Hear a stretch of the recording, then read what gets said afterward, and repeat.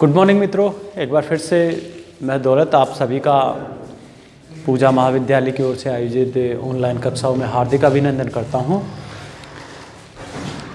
दोस्तों, offline class में मैंने आपकी एक क्लास ली थी, इसके बाद ये ऑनलाइन क्लास है जिसमें आज चर्चा करेंगे अपन आपकी एक पुस्तक है कहानी चयनिका, जो कहानियों से संबंधित पुस्तिका है जिसमें 8-7 कहानियाँ हैं। उनमें से एक कहानी है जिसका नाम है उसने कहा था।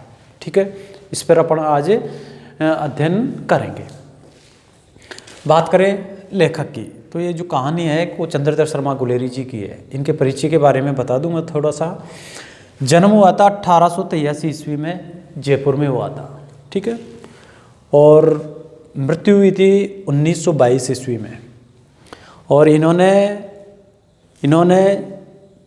जो अजमेर की मेयो कॉलेज है, अजमेर की मेयो कॉलेज में अध्यापन का कार्य भी इन्होंने करवाया था। और मदन मोहन मालवीय जी जो थे समाज सुधारक, उनके साथ उन्होंने शिक्षा में और समाज सुधारने में भी मदन मोहन मालवीय जी का इन्होंने गुलेरी जी ने क्या दिया था, सहयोग दिया था। इसके अलावा इनके माताजी का नाम की बात करूं तो लक्ष्मी देवी इनकी माताजी थी और पिताजी थे पंडित शिवराम शास्त्री जी। इनको बहुभाषा विज्ञ भी कहा जाता है, कहा जाता नहीं है ही, ये बहुभाषा विज्ञ थे। बहुत सारी भाषाओं के विद्वान थे, ज्ञान था इनको, जैसे संस्कृत हो गई, पाली हो गई, प्राकृत हो गई, हिंदी हो गई, बांग्ला हो गई, अंग्रेजी हो गई और लैटिन हो गई। आदि भाषाओं के ज्ञान होने के कारण बहुभाषा विज्ञ कहा जाता है इनको। प्रमुख कहानियाँ, इनकी कहानियाँ 3 कहानियाँ थी, जिसमें से पहली प्रथम कहानी थी उसने कहा था। ये सरस्वती पत्रिका थी महावीर प्रसाद द्विवेदी की, उस सरस्वती पत्रिका में 1915 में ये प्रकाशित हुई थी। ये पहली प्रथम कहानी थी, उसने कहा था। ठीक है, उसके बाद दूसरी कहानी थी बुद्धू का कांटा और तीसरी कहानी थी सुखमय जीवन। ये हिंदी में जो प्रारंभिक कहानियों का दौर था उसमें बहुत इन्होंने योगदान दिया था, यानी प्रारंभिक दौर के कहानीकार थे। ठीक है, उसके बाद में लगातार कहानियों का क्या होता गया, विकास होता गया। और उसने कहा था जो अपन पढ़ेंगे ये कहानियों का विकास करने में महत्वपूर्ण योगदान देती है। ठीक है, आगे बात करें, अब आ जाते हैं काय पर, कहानी पर। उसने कहा था ये दोस्तों, ये त्याग पर, देश प्रेम पर और प्रण प्रतिज्ञा पूरा करने पर आधारित कहानी है। त्रिकोण पर आधारित कहानी है। त्रिकोण यानी मैंने प्रण प्रतिज्ञा, यानी जो प्रण किया है उस प्रण को पूरा करते हैं कौन, लहना सिंह।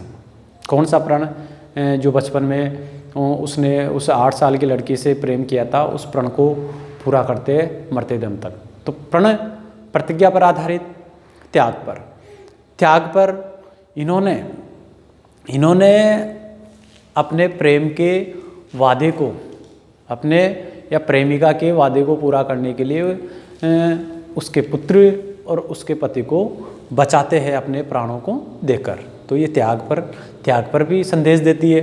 और तीसरा क्या है, देश प्रेम पर आधारित कहानी, क्योंकि ये एक सैनिक थे और ये ब्रिटिश हुकूमत में ये एक सैनिक के पद पर कार्यरत थे। तो देश के लिए युद्ध लड़ रहे थे ये जर्मन से।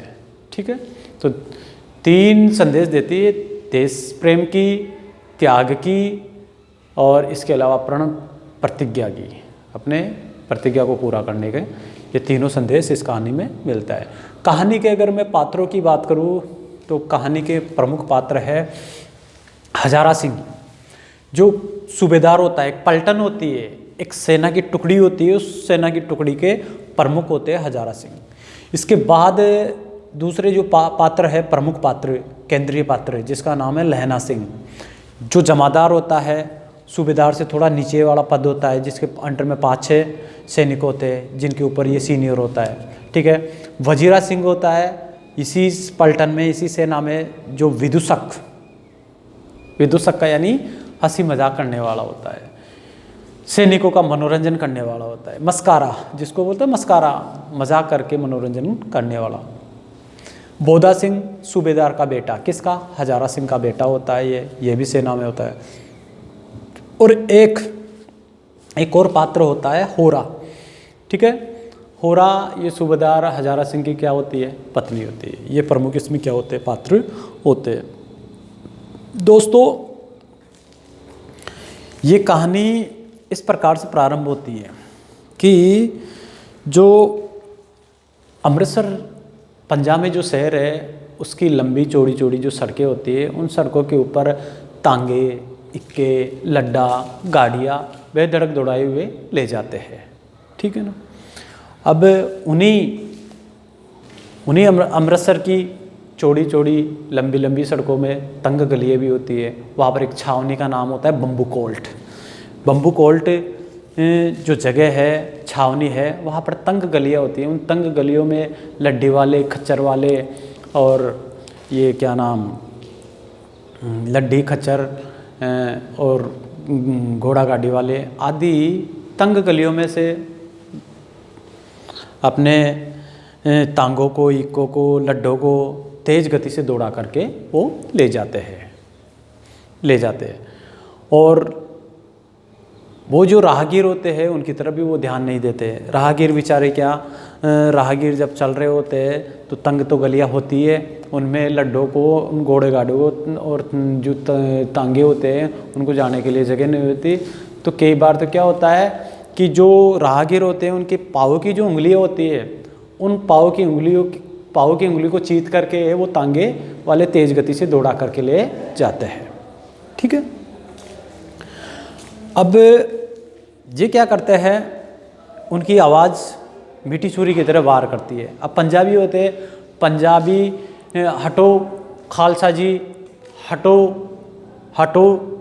बादशाह जी या बादशाह जी, तो हटो खालसा जी, हटो बादशाह जी, हटो भाई जी, ऐसे कह करके संबोधित करके वो लोगों को हटाते हुए अपने गाड़ियों को, तांगों को हाँकते हुए चले जाते हैं, ठीक है। मीठी छुरी की तरह आवाज़ होती है उनकी, वार भी करती है। बोलते तो मीठे हैं लेकिन शब्द कड़वे होते हैं। बोलते तो मीठे हैं लेकिन कड़वे, जी लगाते हैं लेकिन शब्द कड़वे होते हैं।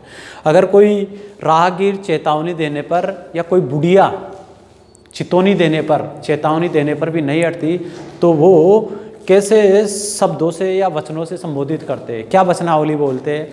वो क्या कहते हैं कि हट जा जीने जोगिया, हट जा जीने जोगिया, हट जा पूतो वालिया, हट जा कर्मों वालिया। हे बुढ़िया तू जीने के योग्य है, हट जा, मेरे तांगे के नीचे आकर के मर मत जाना, ठीक है। हे हट जा पूतो वालिया, तू पुत्रों को प्यारी है इसलिए तू हट जा कर्मों वाली है, तू भाग्यशाली है, तू मेरे तांगे के सामने से या घोड़े के सामने से हट जा। ऐसे वचनों से संबोधित करते हुए वो जो इक्के वाले, तांगे वाले, खच्चर वाले, लड्ढे वाले जो होते हैं वो अपनी गाड़ियों को तंग गलियों में से भी बेधड़ाक हो करके दौड़ाते हुए ले जाते हैं। अब उसी तंग रास्ते वाली जगहों पर एक दुकान पर एक 8 साल का लड़का होता है और 12 साल का एक लड़का होता है और 8 साल की एक लड़की होती है। वो दोनों उस भीड़ भाड़ वाले तंग रास्ते वाले स्थान पर जो दुकान है उस पर सौदा लेने के लिए आते हैं। जो 12 साल का जो लड़का होता है वो 12 साल का लड़का अपने मामा जी के केस धोने के लिए, अपने मामा जी के बाल धोने के लिए दही लेने के लिए आता है। और जो 8 साल की लड़की होती है वो भी उसी दुकान पे होती है जिस पर वो लड़का खड़ा होता है, ठीक है। वो बढ़िया लेने के लिए आती है, वो घर में रसोई के लिए बढ़िया लेने के लिए आती है। तो लड़का तो केस धोने के लिए मामा जी के दही लेने के लिए आता है और लड़की बढ़िया लेने के लिए आती है रसोई के लिए, ठीक है। अब जिस दुकान पर खड़े थे वहाँ पर एक पहले से ही एक ग्राहक खड़ा था जो विदेशी था। क्या था? विदेशी था। तो जो दुकानदार था वो विदेशी से उलझा हुआ था। विदेशी ने 1 किलो पापड़ लिए थे, 1 सेर पापड़ लिए थे। उन पापड़ों को वो गिने बिना नहीं जा रहा था विदेशी, तो दुकानदार उससे उलझा हुआ था। दुकानदार ने इतने में वो लड़का और लड़की बातें करते हैं, ठीक है। लड़का पूछता है कि कहाँ पर रहती हो, तो लड़की बोलती है कि मैं मगरे में रहती हूँ। मैं कहाँ पे रहती हूँ? मगरे में रहती हूँ। स्थान का नाम है मगरा, या पीछे जिसको भी बोलते हैं। तो वो लड़का पूछता है कि कहाँ पर रहती हूँ? बोलती है मगरे में रहती हूँ, पीछे रहती हूँ। अतर सिंह जी मेरे मामा है और उन्हीं के कोठी में या उन्हीं के घर पे रहती हूँ। अब लड़की पूछती है कि आप कहाँ पे रहते हो? कि बोले मैं भी यहाँ पर मामा जी के ही रहता हूँ, मैं भी यहाँ पर मामा जी के आया हुआ हूँ। तो कहने का मतलब वो लड़का और लड़की जो दुकान पे खड़े थे वो दोनों ही अपने अपने मामा जी या अपने अपने मामाओं के यहाँ पर रह रहे थे, जो पंजाब में थे, अमृतसर में थे। ठीक है। उन दोनों लड़के और लड़कियों, उन दोनों यानी लड़का और लड़की के कपड़ों से, लड़का और लड़की के कपड़ों से ये पता चलता है कि वो पंजाबी थे। ढीले सुथने से और जो पट्टीदार बाल थे उनसे पता चलता है दोनों पंजाबी थे। ठीक है, पंजाबी थे। अब इतने में क्या होता है, जो दुकानदार किससे उलझा हुआ था? उस पापड़ देने वाले से, पापड़ देने वाले से उलझा हुआ था। जिसको पापड़ दे रहा था दुकानदार, उससे उलझा हुआ था। पापड़ गिना करके उससे फ्री करके अब उस लड़के और लड़की को वो सौदा दे देता है। ठीक है। इतने में जाते समय उधर से तेज गति से वो कोई घोड़ा गाड़ी आती है, और घोड़ा गाड़ी जब आती है तो वो लड़की उस घोड़े के पाँव में चली जाती है। तब लड़का जो होता है वो जान पर खेल करके, अपनी जान की परवाह किए बगैर घोड़े के पाँव में जा करके उस लड़की को बचाता है और बचा करके तख्ते पर खड़ा कर देता है। तब ये बात देख करके जो लड़की होती है वो लड़की उसकी तरफ आकृष्ट हो जाती है। तब लड़की उसका धन्यवाद बोलती है कि आपने मेरी जान बचाई। जाते समय लड़के ने उस लड़की से मुस्कुरा करके पूछा कि आपकी कुड़मई हो गई क्या? कुड़मई हो गई क्या? कुड़मई का मतलब होता है सगाई। तो ठीक है, वो पूछता है कि आपकी कुड़मई या सगाई हो गई क्या?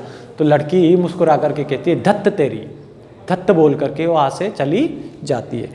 फिर क्या था, ऐसे ही मिलने का सिलसिला वो अब हमेशा के लिए जारी हो जाता है। दूसरे दिन भी वो दूध वाले के दुकान पर, सब्जी वाले के दुकान पर वो 8 साल की लड़की और 12 साल का लड़का मिलते हैं। ठीक है। हमेशा की तरह ही वो लड़का क्या करता है, उससे मजाक में लास्ट में यही बात पूछता है कि तेरी कुड़मई हो गई क्या? लड़की हमेशा की तरह यही कहती है दत्त तेरी, ये कह करके वो चली जाती है। अब एक दिन क्या होता है कि ऐसे ही हमेशा की तरह वो मिलते हैं। ठीक है, बाज़ार में। तो बाज़ार में मिलते हैं तो आज लड़की थोड़ी नर्वस और उदास थी। दोनों लड़का और लड़की दोनों मिलते हैं और लास्ट में लड़के ने पूछा कि तुम्हारी कुड़मई हो गई क्या? तो लड़की ने उस लड़के की संभावना के विरुद्ध ये बोलती है कि हाँ मेरी कुड़मई हो गई, मेरी सगाई हो गई। दिखता नहीं है सोल दिखता नहीं क्या ये सालू जो मैंने ओढ़ रखा है, बूटों वाला सालू जो ओढ़ रखा है, कसीदे वाला जो सालू ओढ़ रखा है, वो मेरी कुड़मई में मुझे मिला है या सगाई में मिला है। लड़का था, वो लड़का परेशान हो जाता है, हताश हो जाता है, निराश हो जाता है। लड़की वहाँ से चली जाती है, भाग जाती है। लड़का भी निराश हो जाता है। लड़का इतना दुखी होता है कि घर जाते जाते रास्ते में एक लड़का मिलता है, बच्चा मिलता है, जिसको मोरी में धक्का मार देता है। मोरी गंदा नाला होता है, उसमें खेल देता है उस लड़के को। दूसरी हरकत क्या करता है कि एक साध्वी जो होती है वो स्नान करके आ रही होती है, उससे टकरा जाता है वो 12 साल का लड़का क्रोध में। तब वो उसको कहती है कि अंधा है क्या, दिखता नहीं क्या? अंधे की उपाधि पाता है वैष्णवी से टकरा करके। तीसरी घटना क्या करता है कि एक दुकानदार, वो एक ठेले वाला था जो दिन भर की कमाई छाबड़ी में रखे हुए था। तो गुस्से में दिन भर की कमाई जो छाबड़ी में थी ठेले वाले की, उसकी दिन भर की कमाई को उल्टा कर देता है, छाबड़ी को उल्टा कर देता है। ठीक है। और चौथा काम ये करता है कि वो दूध और सब्जियां उड़ेल करके वो घर जाता है, ऐसे दुखी हो करके, इस घटना से दुखी हो करके। इस घटना को बीते अब ये कहानी जो है ना फ्लैशबैक पद्धति पर है। पूर्व दीप्ति जो शैली उस पर है, यानी पहले की यादों पर है। ये कहानी ये 25 साल पहले की है, ये जो घटना बताई थी मैंने। अब इस समय को काफ़ी समय बीत गया है, 25 साल बीत गए। 25 साल बाद जो लड़का 12 साल का था उसका नाम होता है लहना सिंह। क्या नाम होता है? लहना सिंह। 25 साल बाद की कहानी है ये 25 साल पहले की थी जो मैंने अभी बचपन की यादें बताई थी। तो ठीक है ना, 25 साल बाद में लहना सिंह क्या सेना में भर्ती हो जाता है और वो जमादार होता है, सिपाही होता है सेना में। ठीक है, सिपाही होता है। अब लहना सिंह क्या करता है कि लहना सिंह कहता है, सेना में होता है, सेना में अपने साथियों से वार्तालाप के दौरान कहता है कि बाप रे बाप, दिन रात ये भी कोई लड़ाई है कि दिन रात चलती रहती है, कभी समाप्ति नहीं होती है। ठीक है, और ऊपर से ये बरसात और ये ठंड जान लेने वाली है कि वो बोलता है कि लड़ाई समाप्त होने का नाम नहीं लेती। ठीक है ना, 4 दिन तो बीत गए लड़ते लड़ते और 3 दिन और बाकी है, उसके बाद में तो फिर रिलीफ आ जाएगी या आराम आ जाएगी। और ऊपर से इस खड्डे में पड़े या बैठे इस खड्डे में बैठे हड्डियाँ तक अकड़ गई है, और ऊपर से बरसात हो रही है, जो खड्डे में ठंडा पानी भर गया है, जिससे पिंडलियाँ तक क्या हो गई है, जम गई है। ये लहना सिंह अपने साथियों से कहता है। लहना सिंह ये भी कहता है कि बस इस ठंड से तो बचने का एक ही उपाय है कि बस एक लड़ाई हो जाए, एक युद्ध हो जाए तो शरीर में क्या आ जाए, गर्मी आ जाए। ऐसा कौन बोलता है? लहना सिंह बोलता है अपने साथियों से। तब उसके जो साथी होते हैं जिनमें हजारा सिंह होता है। हजारा सिंह कहता है कि ये तो पाजी है, पागल है कि बस हमेशा इसको तो लड़ाई और युद्ध की बातें दिखती है। बस बंदूकों को देख करके इसका मुंह फटा ही रह जाता है। यानी बस हमेशा बंदूक लेकर के युद्ध करने के लिए वो तो क्या रहता है, तत्पर रहता है। हजारा सिंह किससे बोल रहा है? लहना सिंह से बोल रहा है। ठीक है, तब लहना सिंह बोलता है कि ये जो शत्रु सेना के सैनिक है ना, जर्मन सैनिक, वो बंदूक की भाषा ही समझते हैं। अभी थोड़े दिनों की बात है कि जो जर्मन सैनिक थे, जर्मन सैनिकों का पीछा करते करते उनको दूसरी सीमा तक खदेड़ दिया था। ये काय की भाषा समझते हैं, ये किसकी भाषा समझते हैं? बंदूक की भाषा ही समझते हैं। लहना सिंह किससे कहता है? अपने साथियों से, हजारा सिंह और अन्य से कहता है। अब इतने में जो हजारा सिंह है, वो सूबेदार है, वो सबको आदेश देता है। क्या आदेश देता है?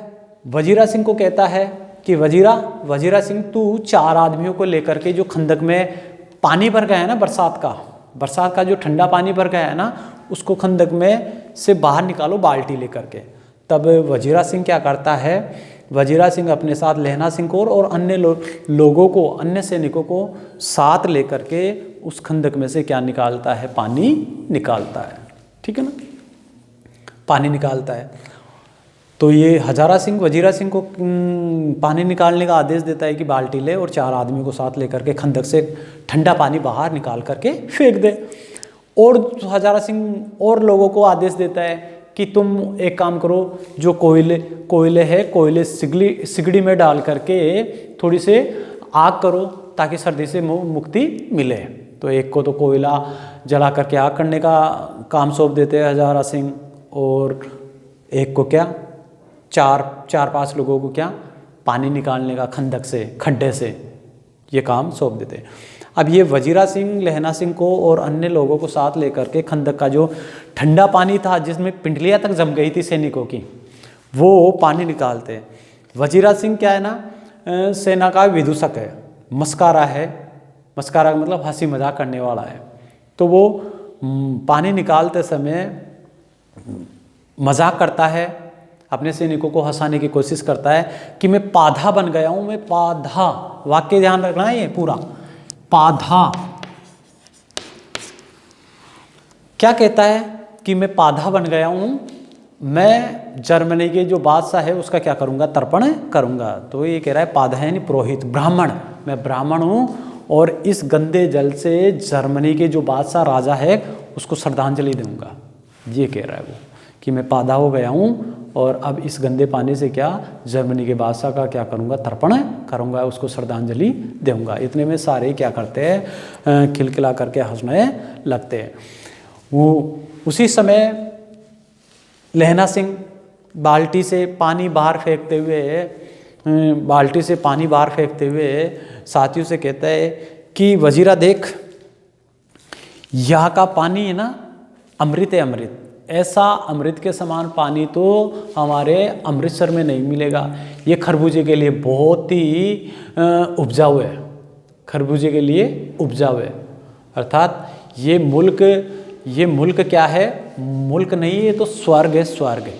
और साथ में ये भी कहता है कि मैं तो युद्ध के बाद है ना यहीं पर 10 घुमाऊ ज़मीन ले लूँगा, थोड़ी बहुत ज़मीन ले लूँगा और यहाँ पर फिर क्या फलों के बूटे लगाऊंगा, फलों के पेड़ लगाऊंगा और यहीं पर अपने परिवार के साथ रहूँगा। लहना सिंह ये बात अपने साथियों से कहता है, ठीक है। अब इतने में क्या होता है कि एक खंदक के सामने, खंदक के बाहर एक आवाज़ आती है, सूबेदार। तो सूबेदार हजारा सिंह दौड़ करके बाहर जाते हैं, देखते हैं जा करके सूबेदार कौन है, तो वो पलटन साहब है, यानी छावनी के टुकड़ी के प्रमुख, सूबेदार से भी ऊपर होते हैं पलटन साहब। तो जैसे ही आवाज़ आती है बाहर खंदक के, दौड़ करके सूबेदार जाते हैं। सूबेदार जा करके देखते हैं कि पलटन साहब बाहर खड़े हुए हैं। पलटन साहब बाहर खड़े हुए ऐसे पीठ दे करके आदेश देते, हजारा सिंह को, सूबेदार को आदेश देते कि जाओ तुम यहाँ से 2-3 खेत छोड़ करके, है ना, 2-3 खेत छोड़ करके घुमावे, वहाँ पर मैं 8-15 सैनिकों को मैं खड़ा करके आया हूँ और उसके आगे शत्रु सैनिकों की एक खंदक है, वहाँ पर क्या करना है, आक्रमण करना है, ठीक है।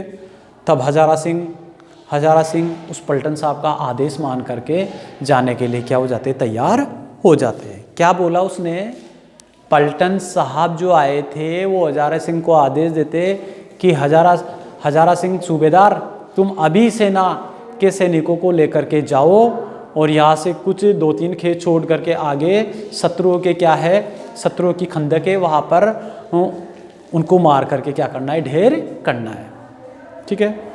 और वहाँ पर बीच में एक घुमाव है, वहाँ पर अपने सैनिकों को मैं छोड़ के भी आया हूँ, 15 सैनिकों को, ठीक है ना।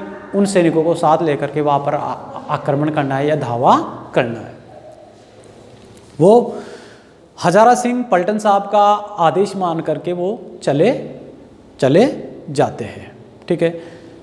उनके साथ ही, उन सैनिकों के साथ ही हजारा सिंह के साथ और सैनिकों के साथ ही कौन, लहना सिंह भी जाने के लिए तैयार होते हैं। लेकिन लहना सिंह को अंगुली से, इशारे से मना कर देते हैं।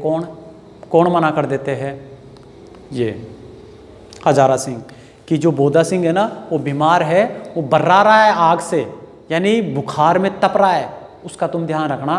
पीछे खंदक में भी तो कोई होना चाहिए ना ध्यान रखने वाला।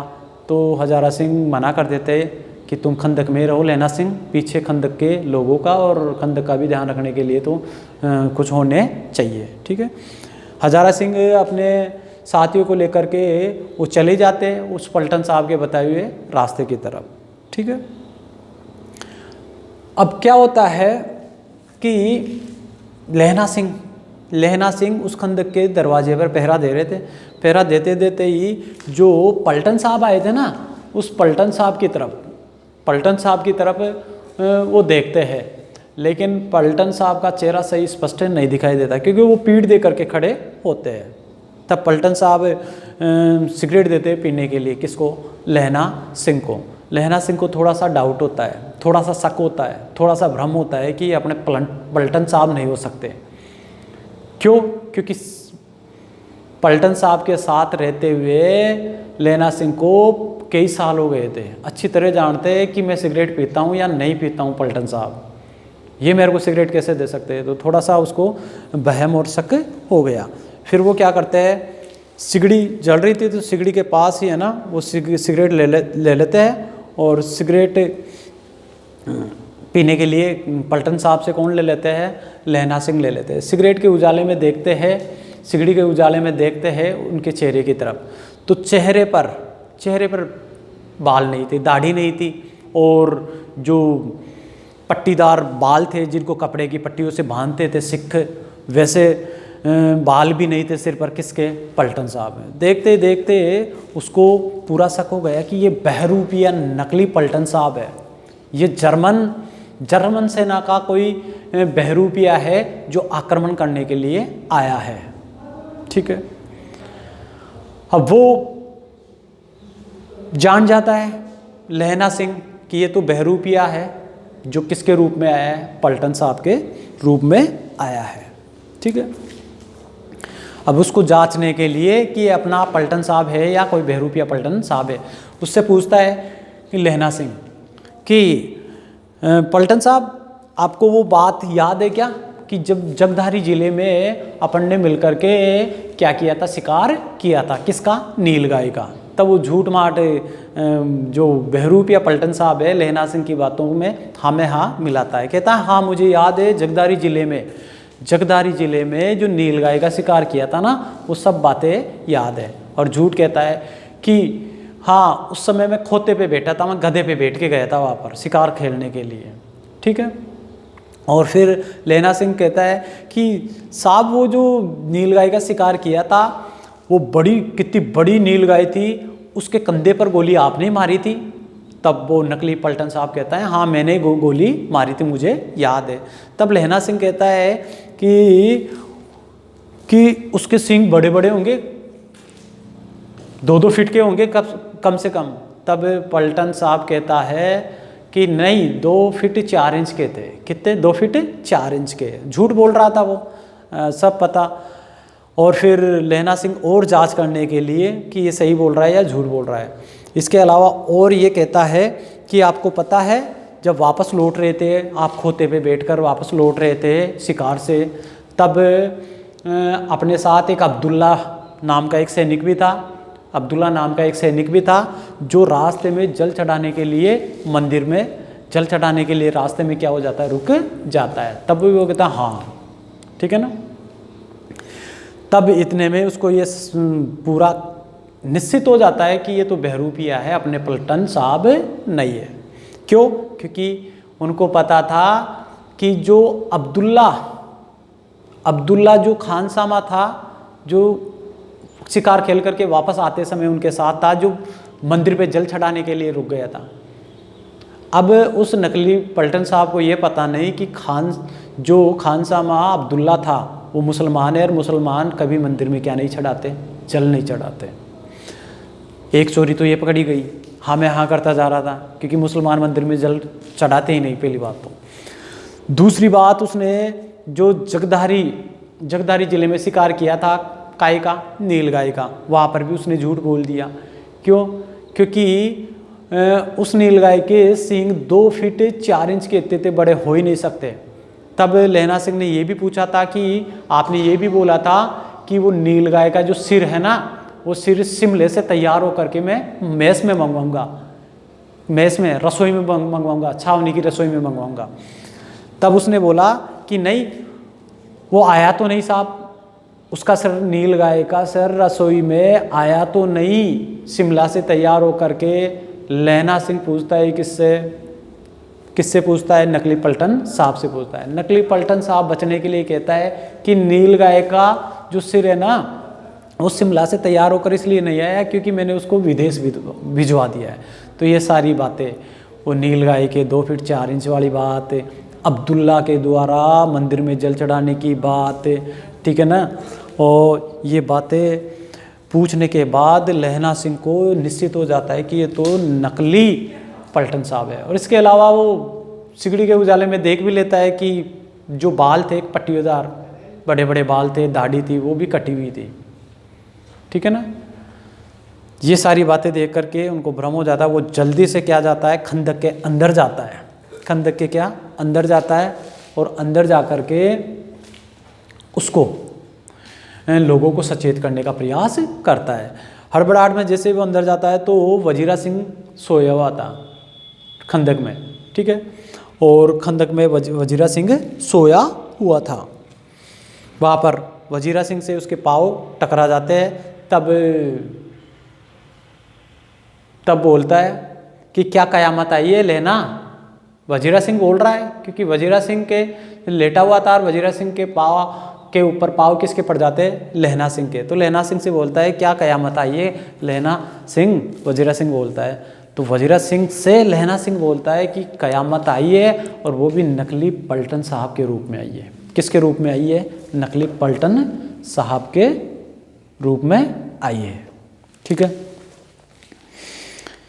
इस प्रकार से कयामत आ गई है, नकली पलटन साहब के रूप में आ गई है।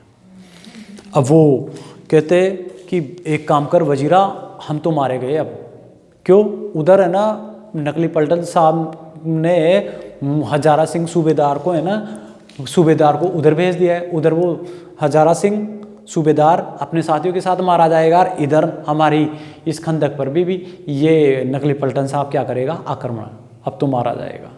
तो एक काम कर